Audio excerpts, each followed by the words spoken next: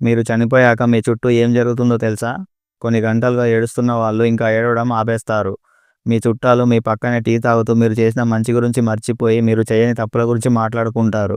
మీ అపార్ట్మెంట్‌లో వాళ్ళు మీ పైన కోపంగా ఉంటారు. ఎందుకంటే సెల్లార్‌లో పెట్టిన మీ బాడీ వాళ్ళకి అడ్డుగా ఉందని. బ్రతికున్నప్పుడు మిమ్మల్ని వాడుకున్న వాళ్ళు చనిపోయాక దగ్గరకు వాడిపోయిన పువ్వులు కూడా తీసుకురారు.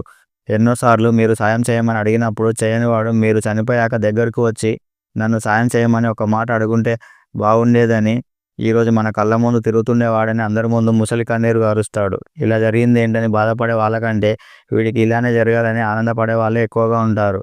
ఇదంతా ఎందుకు చెప్తున్నానంటే చాలామంది బ్రతికినంత కాలం ఆ నలుగురు ఏమనుకుంటారు, ఈ నలుగురు ఏమనుకుంటారని వాళ్ళ ఆనందానికి దూరం అవుతారు. దానితో పాటు తన పిల్లల ఆనందాన్ని కూడా దూరం చేస్తారు. తన కూతురు ప్రేమించిన అబ్బాయికిచ్చి పెళ్లి చేస్తే ఎక్కడ ఈ నలుగురు ఏమనుకుంటారని తన కూతురికి ఇష్టం లేకపోయినా వేరే వాళ్ళకిచ్చి పెళ్లి చేస్తారు.